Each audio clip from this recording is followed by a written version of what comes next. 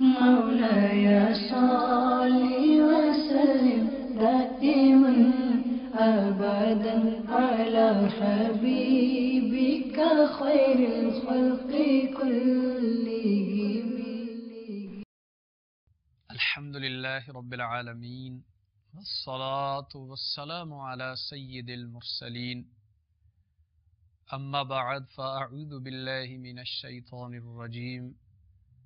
بسم الله الرحمن الرحيم الصلاة والسلام عليك يا رسول الله وعلى آلك وأصحابك يا حبيب الله الصلاة والسلام عليك يا نبي الله وعلى آلك وأصحابك يا نور الله. میٹھے میٹھے اسلامی بھائیوں اور مدنی چینل کے ناظرین، الحمدللہ عز وجل مدنی چینل کے سلسلے فیضان قصیدہ بردہ شریف میں حاضر ہیں. آئیے سلسلے کے آغاز میں درود پاک کی فضیلت سننے کی سعادت حاصل کر لیتے ہیں. میرے شیخ طریقت امیر اہل سنت بانی دعوت اسلامی قرۃ عینی و سکینۃ قلبی حضرت علامہ الحاج ابو بلال مولانا محمد الیاس ستار قادری رضوی دامت برکاتہم العالیہ درود پاک کی فضیلت تحریر فرماتے ہیں. نبی حاشر، رسول صابر و شاکر، محبوب رب قادر صلی اللہ تعالی علیہ وسلم کا فرمان عالی شان ہے، جس نے کتاب میں مجھ پر درود پاک لکھا تو جب تک میرا نام اس میں رہے گا فرشتے اس کے لیے استغفار کرتے رہیں گے. صلو علی الحبیب صلی اللہ تعالی علی محمد صلی اللہ تعالی علیہ وآلہ وسلم. میرے میٹھے میٹھے اور پیارے اسلامی بھائیوں اور مدنی چینل کے ناظرین، قصیدہ بردہ شریف کی 15ویں اور آخری فصل کا بیان جاری ہے. الحمدللہ عز وجل آج کے اس سلسلے سے قبل کے سلسلوں میں قصیدہ بردہ شریف کے 159 اشعار اور ان سے متعلقہ مدنی پھول پیش کرنے کی سعادت حاصل کی جا چکی ہے. اب قصیدہ بردہ شریف کے 2 مزید اشعار باقی ہیں، 160 اور 161. آج کے اس سلسلے میں انشاءاللہ عز و جل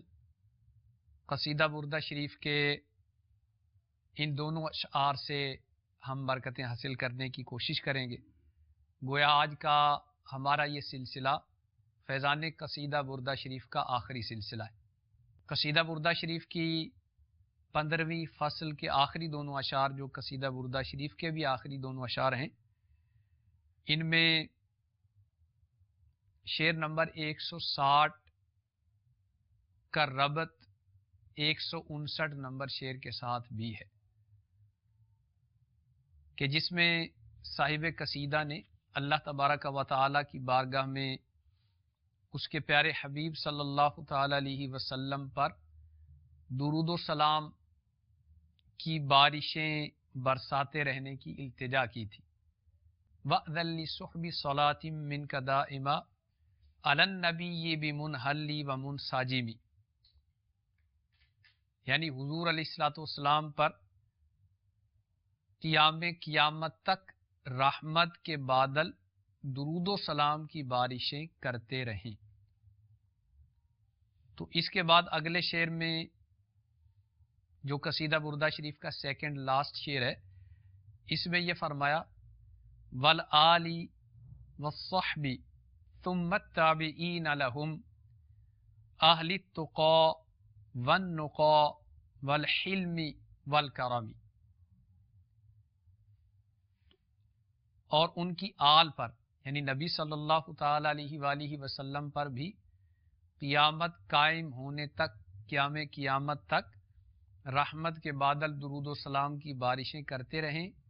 اور نبی پاک صلی اللہ تعالی علیہ وسلم کی آل پر اور آپ کے اصحاب پر، پھر ان اصحاب کے تابعین پر، اور تمام اہل تقا یعنی متقی و پرہیزگار لوگ، اور نقا یعنی برگزیدہ لوگ، اور صاحب حلم و کرم،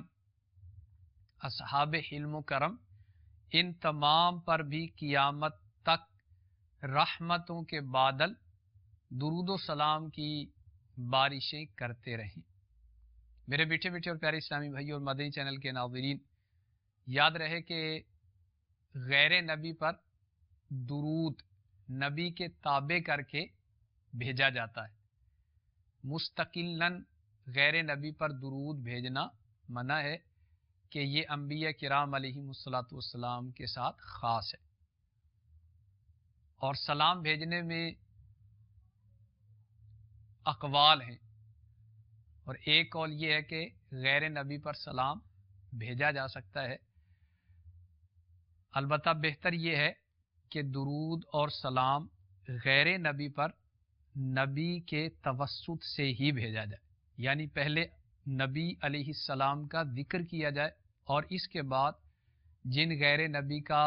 ذکر کرتے ہوئے ان پر سلام بھیجنا یا درود بھیجنا مقصود ہے تو بعد میں ان کا ذکر کیا جائے۔ مثال کے طور پر جیسے حضرت علی المرتضی رضی اللہ تعالی عنہ پر سلام بھیجنا ہے، تو اب یوں کہا جا سکتا ہے حضرت سیدنا علی علی نبینا و علیہ الصلاۃ والسلام۔ اسی طرح دیگر انبیاء کرام علیہم الصلاۃ والسلام کا ذکر خیر آئے تو اس میں بھی پیارے آقا صلی اللہ تعالی علیہ وآلہ وسلم کی ذات اقدس پر درود و سلام پہلے ذکر کیا جائے، اور پھر انبیاء کرام علیہم الصلاۃ والسلام پر صلاۃ و سلام پیش کیا جائے، تو یہ زیادہ انسب ہے۔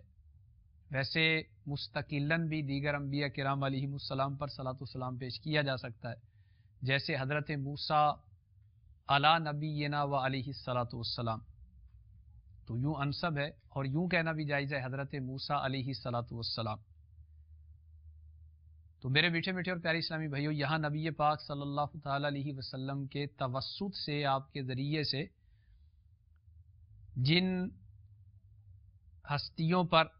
رحمت کے بادل درود و سلام کی بارشیں برساتے رہیں، اس کا ذکر کیا گیا ہے، ان میں سب سے پہلے نبی پاک صلی اللہ تعالی علیہ وسلم کی آل کا بیان ہے۔ اب آل سے مراد کون سے لوگ ہیں، اس کے بارے میں حکیم الامت مفتی احمد یار خان نعیمی رحمۃ اللہ علیہ مرآت المناجی جلد 8 صفحہ 450، تو اس میں باب مناقب اہل بیت نبی صلی اللہ تعالی علیہ وسلم، اس کے تحت فرماتے ہیں کہ اہل بیت کے معنی ہیں گھر والے۔ تو اہل بیت رسول چند معنی میں آتا ہے، یعنی یہ لفظ جب بولا جائے گا نبی پاک صلی اللہ تعالی علیہ وسلم کے اہل بیت، تو اس کے بارے میں چند اقوال ہیں، اور یہ چند معنی میں آتا ہے۔ نمبر 1، اہل بیت سے مراد وہ لوگ ہیں کہ جن پر زکوٰۃ لینا حرام ہے، یعنی بنی ہاشم، بنی عباس، حضرت علی المرتضی کی اولاد، حضرت جعفر بن ابو طالب، حضرت عقیل بن ابو طالب کی اولاد، اور حارث کی اولاد، تو یہ اہل بیت ہیں۔ نمبر 2، جب لفظ اہل بیت ذکر کیا جائے گا تو اس سے مراد وہ لوگ بھی ہیں کہ جو نبی پاک صلی اللہ تعالی علیہ وسلم کے گھر میں پیدا ہوئے، یعنی نبی پاک صلی اللہ تعالی علیہ وسلم کی اولاد، جیسے حضرت سیدتنا فاطمہ الزہرا رضی اللہ تعالی عنہا، یا حضرت رقیہ، حضرت ام کلثوم، حضرت زینب رضی اللہ تعالی عنہن۔ نمبر 3، لفظ اہل بیت جب ذکر کیا جائے تو اس سے مراد نبی پاک صلی اللہ تعالی علیہ وسلم کے گھر میں رہنے والے بھی ہیں، جیسے آپ صلی اللہ تعالی علیہ وسلم کی ازواج مطہرات۔ اور نمبر 4، اہل بیت سے مراد نبی مکرم شفیع معظم صلی اللہ تعالی علیہ وسلم کے گھر میں آنے جانے والے بھی ہیں، جیسے حضرت زید بن حارثہ اور حضرت اسامہ بن زید۔ اور یاد رہے کہ ازواج مطہرات کا اہل بیت ہونا یہ قرآن پاک کی آیات سے ثابت ہے، جیسا کہ اللہ تبارک و تعالیٰ نے حضرت سارہ رضی اللہ تعالی عنہا کو حضرت سیدنا ابراہیم علی نبینا و علیہ الصلوۃ والسلام کی اہل بیت فرمایا، حضرت صفورہ رضی اللہ تعالی عنہا کو جناب موسیٰ علیہ الصلوۃ والسلام کا اہل فرمایا، اور حضرت سیدتنا عائشہ صدیقہ رضی اللہ تعالی عنہا کو نبی پاک صلی اللہ تعالی علیہ وسلم کا اہل بیت فرمایا۔ اور اولاد کا اہل بیت ہونا یہ حدیث پاک سے ثابت ہے، جیسا کہ نبی پاک صلی اللہ تعالی علیہ وسلم نے جناب فاطمہ الزہرا، حسنین کریمین اور جناب علی المرتضی رضی اللہ تعالی عنہم اجمعین ان کے متعلق فرمایا اللہم ہؤلاء اہل بیتی، کہ خدایا یہ لوگ میرے اہل بیت ہیں۔ لہٰذا نبی پاک صلی اللہ تعالی علیہ وسلم کی ازواج، حضور کی اولاد سب ہی اہل بیت ہیں۔ اور خلاصہ یہ ہے کہ بیت 3 قسم کے ہیں، بیت نسب، بیت سکن اور بیت ولادت۔ تو اس لیے اہل بیت بھی 3 قسم کے، تو ایک وہ جو نسبی طور پر اہل بیت ہیں، دوسرے وہ جو رہائشی طور پر اہل بیت ہیں، اور تیسرے وہ جو ولادت کے اعتبار سے اہل بیت ہیں۔ میٹھے میٹھے اور پیارے اسلامی بھائیوں اور مدنی چینل کے ناظرین، نبی کریم رؤوف الرحیم صلی اللہ تعالی علیہ وآلہ وسلم کی آل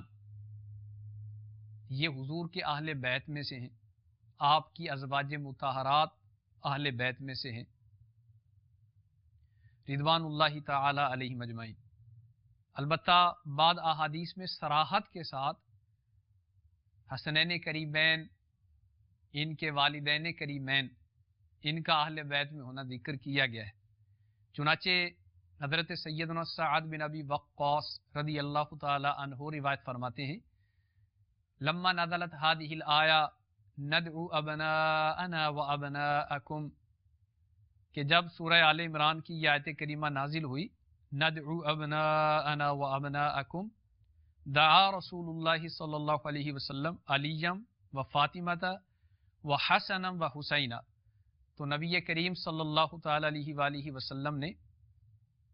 حسنین کریمین اور ان کے والدین شریفین طاہرین ان کو بلایا،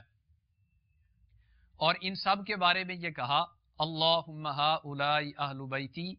اے اللہ یہ سب کے سب میرے اہل بیت ہیں۔ تو اس روایت کے اس حصے کے تحت کہ الہی یہ میرے گھر والے ہیں، اس کے تحت حکیم الامت مفتی احمد یارخان نعیمی رحمۃ اللہ علیہ فرماتے ہیں کہ الہی یہ بھی میرے اہل بیت ہیں۔ یہ مطلب نہیں کہ یہ میرے اہل بیت ہیں اور ان کے علاوہ کوئی اور اہل بیت نہیں، مطلب یہ ہے کہ یہ بھی میرے اہل بیت ہیں، ورنہ یہ حدیث ان آیات قرآنیہ کے خلاف ہوگی، اور ان احادیث کے بھی جو ابھی عرض کی گئی کہ اہل بیت سے کون کون مراد ہیں، ان اقوال کے بھی یہ روایت متعارض ہو جائے گی۔ اور یہ خیال رہے کہ انسان ایسے موقعوں پر اپنے بچوں کی قسم کھاتا ہے، بیویوں یا دوستوں کی قسم نہیں کھاتا، کہ جو پچھلی ابھی حدیث پاک یہ ہم نے سنی ہے، اصل میں اس کا پس منظر یہ ہے کہ نجران کے کچھ عیسائی نبی پاک صلی اللہ تعالی علیہ وسلم کی خدمت میں حاضر ہوئے، اور انہوں نے آپ صلی اللہ علیہ وآلہ وسلم کے ساتھ گفتگو کی، اور پھر مباہلے تک بات پہنچ گئے۔ مباہلے کا مطلب یہ ہوتا ہے کہ فریقین ایک دوسرے کے خلاف بد دعا کریں گے۔ تو جب मुबाहले तक नौबत पहुंची तो नबी पाक सल्लल्लाहु ताला अलैहि वालिहि वसल्लम ने हज़रत अली उल मुर्तज़ा फ़ातिमतु ज़हरा और हसनैन करीमैन रिज़वानुल्लाहि ताला अलैहिम अजमाइन इनको साथ लिया। और तफसीर ख़ज़ाइन उल इरफ़ान में है कि इनसे ये फरमाया कि जब मैं दुआ करूं तो तुम लोगों ने आमीन कहना है। तो ईसाइयों के वफद के पोप पादरी अब्दुल मसीह इसने ईसाइयों को मुबाहला करने से मना कर दिया और कहने लगा कि मैं ऐसी हस्तियों को देख रहा हूं कि अगर ये अल्लाह तबारक व तआला की बारगाह में पहाड़ों के उनकी जगह से हटाए जाने की दुआ करें तो अल्लाह ताला इनकी दुआ कबूल फरमा लेगा, लिहाजा इनसे मुबाहला मत करना वरना हलाक कर दिए जाओगे। तो ईसाइयों ने उसके कहने पर अमल करते हुए जिजिया देना कबूल कर लिया और मुबाहला करने से बाज रहे। तो इस तनाजुर में मुफ्ती साहब रहमतुल्लाह अलैह इस हदीस पाक की शरह में ये फरमा रहे हैं कि ये हदीस पाक अगर इससे मुराद सिर्फ और सिर्फ हसनैन करीमैन और इनके वालिदैन शरीफैन रिदवानुल्लाहि ताला अलैहिम अजमाइन सिर्फ इन ही को अहले बैत मुराद लिया जाए तो ऐसी सूरत में इस हदीस पाक में और उन आयात कुरानिया में तारुज़ होगा जो अभी पहले गुजरी के, जिसमें हज़रत सारा, हज़रत सफूरा और हज़रत आयशा सिद्दीक़ा रज़ी अल्लाह ताला अन्हुन्ना इनको अहले बैत कहा गया है। तो मेरे मीठे मीठे और प्यारे इस्लामी भाई और मदनी चैनल के नाज़रीन, तफसीर रूहुल मानी में बाहवाला ये भी जिक्र किया गया है कि इस मौके पर यानी नजरान की ईसाइयों से मुबाहले के मौके पर नबी पाक सल्लल्लाहु ताला अलैहि वसल्लम हज़रत अबू बकर सिद्दीक और उमर फारूक आज़म रज़ी अल्लाह ताला अन्हुमा को भी माँ इनकी औलादों के साथ ले गए थे। अगर तफसील देखना हो तो इसके लिए तफसीर नईमी सूरह आले इमरान से तफसीर नईमी को मुलाहजा कर लिया जाए। तो मेरे मीठे मीठे और प्यारे इस्लामी भाई और मदनी चैनल के नाज़रीन, कसीदा बुर्दा शरीफ के इस 160 नंबर शेर में आल का जिक्र है। तो आल के मुताल्लिक जो अकवाल हैं वो आपकी खिदमत में अर्ज किए गए कि इससे मुराद नबी पाक सल्लल्लाहु ताला अलैहि वसल्लम की औलादे अतहार भी है, आप सल्लल्लाहु अलैहि वसल्लम की अज़वाज मुताहरात भी हैं, आप सल्लल्लाहु ताला अलैहि वसल्लम के घर में आने जाने वाले अफराद जैसे हज़रत ज़ैद बिन हारिसा, हज़रत उसामा बिन ज़ैद, ये भी आल में दाखिल हैं। और एक रिवायत में ये भी है कुल्लु मोमिनिन तक़ीयिन नक़ीयिन फ़हुवा आली, कि हर वो मोमिन जो मुत्तकी हो, बरगुज़ीदा हो, परहेज़गार हो, वो आल में दाखिल है। अलबत्ता खुसूसियत के साथ जो नबी पाक सल्लल्लाहु ताला अलैहि वसल्लम की औलादे अतहार हैं, जैसे जनाब फ़ातिमतु ज़हरा हैं, हसनैन करीमैन हैं, तो आल में से जो खुसूसियत इनको हासिल है यकीनन वो सब के हिस्से में नहीं। प्यारे आका सल्लल्लाहु ताला अलैहि वसल्लम से अर्ज किया गया अय्यु अहली बैतिक अहब्बु इलैक, कि या रसूल अल्लाह सल्लल्लाहु ताला अलैहि वसल्लम आपको अपने अहले बैत में से सबसे ज्यादा कौन प्यारा है? क़ाल अल हसन वल हुसैन, तो नबी पाक सल्लल्लाहु ताला अलैहि वसल्लम ने इरशाद फरमाया हसन व हुसैन। वकाना यक़ूलु ली फ़ातिमा उदई ली इब्नैया, और हज़रत फ़ातिमतु ज़हरा से नबी पाक सल्लल्लाहु ताला अलैहि वसल्लम फरमाया करते कि मेरे बेटों को बुलाओ। जब दोनों शहजादे हाजिर होते फ़यशुम्मुहुमा व यदुम्मुहुमा इलै, तो प्यारे आका सल्लल्लाहु ताला अलैहि वसल्लम इन्हें सूंघा करते, जैसे खुशबू लेने के लिए फूल को सूंघा जाता है। तो ये चूंकि जन्नती फूल थे, प्यारे आका सल्लल्लाहु ताला अलैहि वसल्लम ने इनके बारे में फरमाया हुमा रिहानय्या मिनद दुनिया,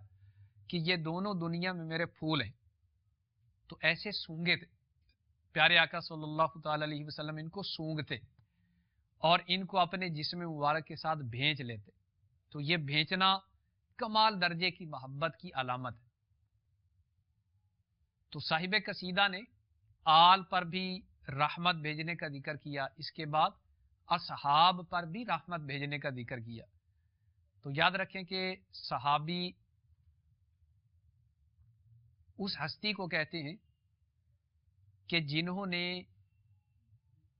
ईमान की हालत में نبی پاک صلی اللہ تعالی علیہ وسلم کی زیارت کی ہو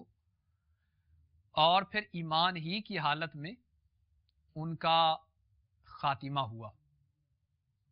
تو پیارے آقا صلی اللہ تعالی علیہ وآلہ وسلم کے سبھی صحابہ عادل ہیں، سبھی کے سبھی صحابہ جنتی۔ میرے آقا صلی اللہ تعالی علیہ وسلم کا فرمان عالی شان ہے، اصحابی کالنجوم فبأیہم اقتدیتم اہتدیتم، کہ میرے سارے صحابہ ستاروں کی مانند ہیں، تم جس کی بھی اقتدا کرو گے ہدایت پا جاؤ گے۔ تو پیارے آقا صلی اللہ تعالی علیہ وآلہ وسلم کے کسی بھی صحابی کو ہرگز برا کہنے کی اجازت نہیں ہے۔ میرے میٹھے میٹھے اور پیارے اسلامی بھائیوں اور مدنی چینل کے ناظرین، یاد رہے کہ ہر صحابی رضی اللہ تعالی عنہ قطعی جنتی ہیں، اور صحابہ کرام علیہم رضوان پر کسی طرح سے بھی تنقید کرنے کی ہرگز اجازت نہیں ہے۔ اور عہد صحابہ کے بعد کوئی کتنے ہی بڑے مرتبے کا حامل شخص آئے، وہ کسی بھی صحابی رضی اللہ تعالی عنہ کے مرتبے کو نہیں پا سکتا۔ چنانچہ میرے شیخ طریقت امیر اہل سنت بانی دعوت اسلامی حضرت علامہ الحاج ابو بلال مولانا محمد الیاس ستار قادری رضوی دامت برکاتہم العالیہ اپنی شہرا آفاق کتاب فیضان سنت کے باب نیکی کی دعوت کے صفحہ 257 اور 258 پر فرماتے ہیں، سرور دو عالم نور مجسم صلی اللہ تعالی علیہ وسلم نے ارشاد فرمایا، لا تسبوا اصحابی فلو ان احدکم انفق مثل احد ذهبا ما بلغ مد احدهم ولا نصیفا، کہ میرے کسی صحابی کو گالی نہ دو، اگر تم میں سے کوئی احد پہاڑ کے برابر بھی سونا خرچ کرے تو وہ ان کے ایک یا نصف مد کو نہیں پہنچے گا۔ مد ایک پیمانہ ہے جو 2 حجازی رتل کا ہوتا ہے، اور رتل تقریباً آدھے سیر وزن کا ہوتا ہے، اور کوئی غیر صحابی کروڑوں نیکیاں کر کے بھی کسی ایک صحابی رضی اللہ تعالی عنہ کے مرتبے کو نہیں پہنچ سکتا، جیسا کہ مکتبۃ المدینہ کی مطبوعہ بہار شریعت جلد اول صفحہ 253 پر صدر الشریعہ بدر الطریقہ حضرت علامہ مولانا مفتی محمد امجد علی اعظمی علیہ رحمت اللہ القوی لکھتے ہیں کہ کوئی ولی رحمت اللہ تعالی علیہ کتنے ہی بڑے مرتبے کا ہو، کسی صحابی رضی اللہ تعالی عنہ کے رتبے کو نہیں پہنچتا۔ صفحہ 247 پر فرماتے ہیں کہ حدیث میں ہمراہیان سیدنا امام مہدی علیہ رحمت اللہ الہادی کی نسبت آیا کہ ان میں کے لیے 50 کا اجر ہے، تو صحابہ رضی اللہ تعالی عنہم نے عرض کی کہ ان میں کے 50 کا یا ہم میں کے؟ فرمایا بلکہ تم میں کے۔ تو اجر ان یعنی سیدنا امام مہدی رضی اللہ تعالی عنہ کے ساتھیوں کا زیادہ ہوا، مگر افضلیت میں وہ لوگ صحابہ کے برابر بھی نہیں ہو سکتے۔ زیادت یعنی زائد ہونا تو درکنار، کہ کہاں امام مہدی کی رفاقت اور کہاں حضور سید عالم صلی اللہ علیہ وسلم کی صحابیت۔ اس کے نظیر یعنی مثال بلا تشبیہ یوں سمجھیے کہ سلطان یعنی بادشاہ نے کسی مہم یعنی جنگ پر وزیر اور بعد دیگر افسروں کو بھیجا، تو اس جنگ کی فتح پر ہر افسر کو لاکھ روپے انعام دیے، اور وزیر کو خالی پروانہ خوشنودی مزاج دیا کہ ماں بدولت آپ سے راضی، تو انعام ان افسروں کو زیادہ ملا، مگر کہاں وہ لاکھ روپے پانے والے افسران اور کہاں بادشاہ کی خوشنودی کی سند پانے والا وزیر اعظم کا اعزاز۔ صحابہ کرام علیہم رضوان کی شان عظمت نشان کو حضرت سیدنا امیر معاویہ رضی اللہ تعالیٰ عنہ کے بارے میں منقول ان 2 حکایتوں سے سمجھیے۔ حضرت سیدنا معافہ بن عمران علیہ رحمت الحنان سے پوچھا گیا کہ کیا حضرت سیدنا عمر بن عبد العزیز علیہ رحمت اللہ الحفیظ حضرت سیدنا امیر معاویہ رضی اللہ تعالیٰ عنہ سے بہتر ہیں؟ تو آپ کو جلال آ گیا اور فرمانے لگے کہ حضور اکرم صلی اللہ تعالیٰ علیہ وسلم کے صحابی پر کسی غیر صحابی کو قیاس نہ کیا جائے۔ حضرت سیدنا امیر معاویہ رضی اللہ تعالیٰ عنہ رسول انور صلی اللہ تعالیٰ علیہ وسلم کے کاتب وحی اور وحی پر آپ صلی اللہ تعالیٰ علیہ وسلم کے امین ہیں۔ کسی نے حضرت سیدنا عبداللہ بن مبارک علیہ رحمت اللہ الحق سے پوچھا کہ حضرت سیدنا امیر معاویہ رضی اللہ تعالیٰ عنہ اور حضرت سیدنا عمر بن عبدالعزیز علیہ رحمت اللہ الحفیظ میں سے کون افضل ہے؟ آپ نے ارشاد فرمایا، اللہ کی قسم، رسول اللہ صلی اللہ تعالیٰ علیہ وسلم کی ہمراہی میں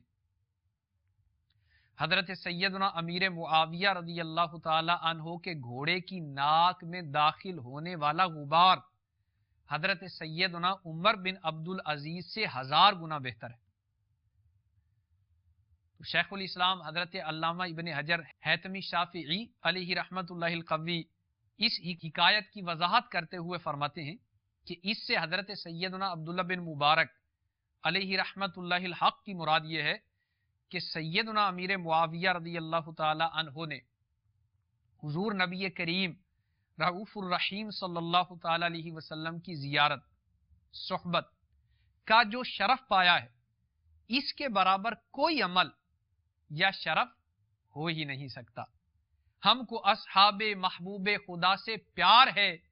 انشاءاللہ دو جہاں میں اپنا بیڑا پار ہے۔ اہل سنت کا ہے بیڑا پار، اصحاب حضور نجم ہیں اور ناؤ ہے اطرت رسول اللہ کی۔ تو قصیدہ بردہ شریف کے اس شعر میں آل اور اصحاب کے بعد تابعین کا ذکر ہے۔ تابعین سے مراد وہ نفوس قدسیہ ہیں کہ جنہوں نے ایمان کی حالت میں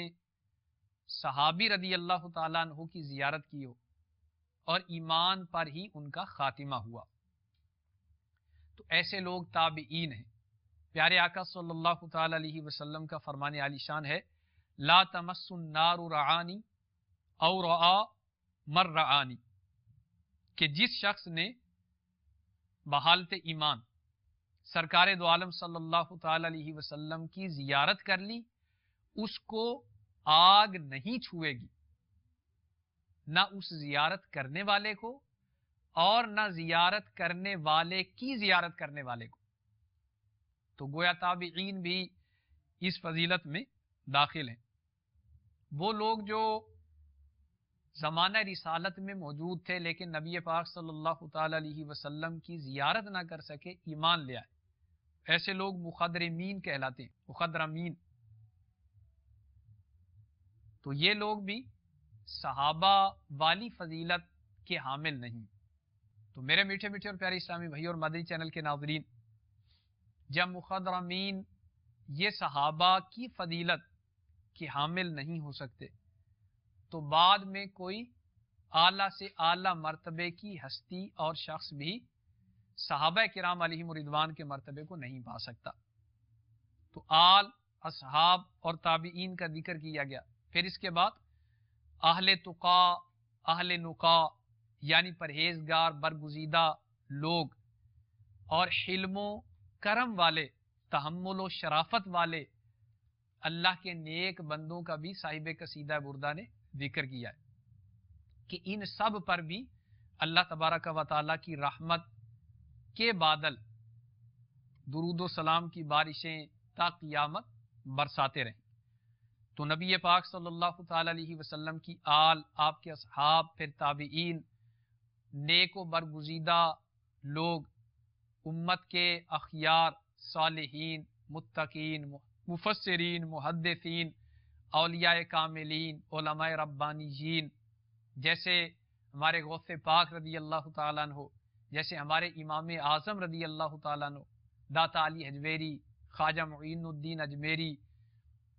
سیدنا فرید الدین مسعود گنج شکر، سیدنا شیخ عبد الحق محدث دہلوی، سیدنا مجدد الف ثانی شیخ احمد سرہندی،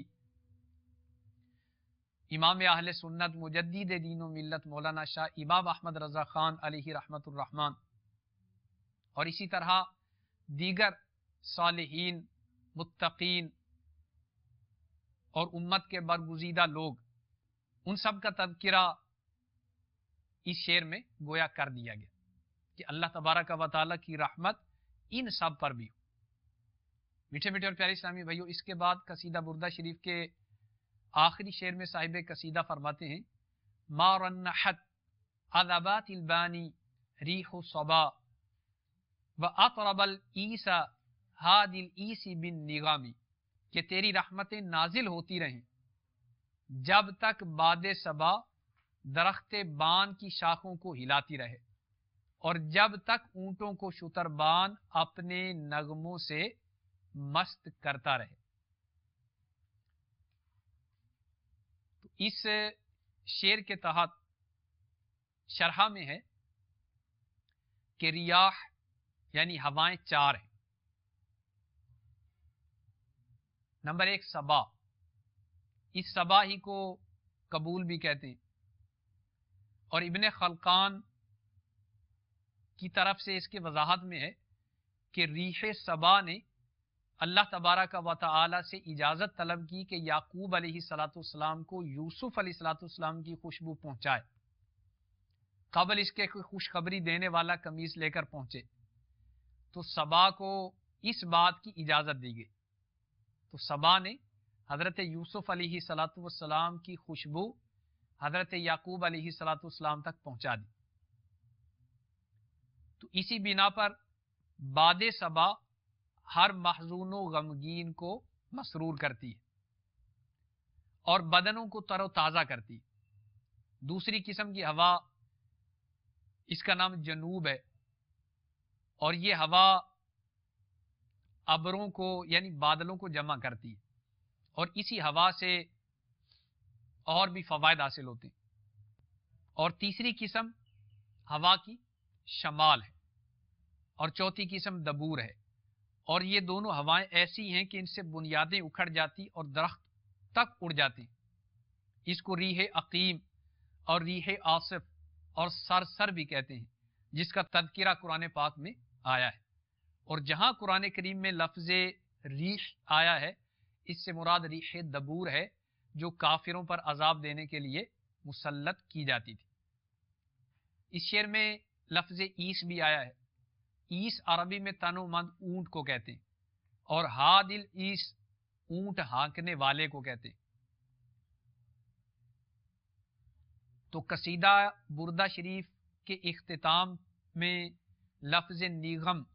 نغمت ان کی جمع، اس کا ذکر کیا گیا ہے۔ یہ لطافت بھی ہے کہ قاری یہ قصیدہ کو قراءت قصیدہ نغمہ کے ساتھ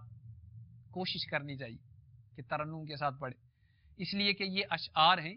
اور اشعار کو ترنم کے ساتھ پڑھنے کی کوشش کرنی چاہیے۔ میرے میٹھے میٹھے اور پیارے اسلامی بھائی اور مدنی چینل کے ناظرین، قصیدہ بردہ شریف کے الحمدللہ عز و جل 161 اشعار اور اس کی 15 فصلوں کا بیان آج کے سلسلے میں مکمل ہوا ہے۔ آئیے آج کے سلسلے کے آخر میں دعوت اسلامی کے پیارے پیارے مدنی ماحول کی ایک پیاری پیاری مدنی بہار سننے کی سعادت حاصل کرتے ہیں، اور اس مدنی بہار کو سن کے ہم اپنا ذہن بنائیں کہ انشاءاللہ عز و جل ہم دعوت اسلامی کے مدنی ماحول سے وابستہ ہونے رہنے کی کوشش کریں گے۔ گجرات، پنجاب، پاکستان کے مقیم اسلامی بھائی کے بیان کا خلاصہ ہے کہ تبلیغ قرآن و سنت کی عالمگیر غیر سیاسی تحریک دعوت اسلامی کے مدنی ماحول سے وابستہ ہونے سے قبل میں گناہوں کی تاریکیوں میں گم تھا۔ غفلت کے اندھیروں نے مجھے دین سے عملاً اس قدر دور کر رکھا تھا کہ نماز روزے کی کچھ پرواہ نہیں تھی۔ ایک روز جب حسب معمول میرے قاری صاحب گھر میں مجھے قرآن پاک پڑھانے کے لیے آئے تو اس وقت میں ٹی وی پر ڈرامہ دیکھنے میں مصروف تھا۔ میں نے کہا، قاری صاحب آپ تشریف رکھیے، میں ڈرامہ دیکھ کر ابھی آ رہا ہوں، بس تھوڑے رہ گئے۔ قاری صاحب کا حوصلہ بھی کمال تھا، ڈانٹ ڈپٹ کے بجائے نہایت ہی شفقت سے انفرادی کوشش کرتے ہوئے انہوں نے مجھے دعوت اسلامی کے اشاعتی ادارے مکتبۃ المدینہ کا مطبوع رسالہ ٹی وی کی تباہ کاریاں پڑھ کر سنایا۔ رسالہ سن کر بے اختیار ندامت و شرمندگی مجھ پر غالب آئی اور میں خوف خدا سے سر تپا لرز اٹھا۔ قاری صاحب کے نصیحت پر عمل کرتے ہوئے میں نے جب اپنی گزشتہ زندگی کا احتساب کیا تو میرا دل رونے لگا کہ صد ہزار میں نے زندگی کا اتنا بڑا حصہ فضولیات و لغویات میں صرف کر دیا اور مجھے اس کا احساس تک نہ ہوا۔ الحمدللہ عز و جل میں نے صدقے دل سے توبہ کی اور عزم مصمم کر لیا کہ آئندہ انشاءاللہ عز و جل گناہوں سے بچتا رہوں گا، نماز کی پابندی کرتے ہوئے سنتوں کے مطابق زندگی گزارنے کی کوشش کرتا رہوں گا، اور اللہ اور رسول عز و جل و صلی اللہ تعالی علیہ وسلم کی نافرمانی، جھوٹ، غیبت، چغلی اور وعدہ خلافی وغیرہ وغیرہ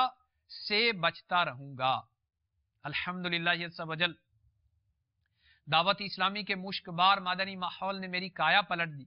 اور مجھ سا بگڑا ہوا انسان بھی سدھرنے پر کمر بستہ ہو گیا۔ اللہ عز و جل سے دعا ہے کہ ہمیں مدنی ماحول میں استقامت عطا فرمائے۔ سبحانک اللہم و بحمدک لا الہ الا انت استغفرک و اتوب الیک۔ آمین بجاہ النبی الامین صلی اللہ تعالی علیہ وآلہ وسلم۔ صلو علی الحبیب صلی اللہ تعالی علی محمد صلی اللہ تعالی علیہ وآلہ وسلم۔ مولاي صل وسلم دائما أبدا على حبيبك خير الخلق كلهم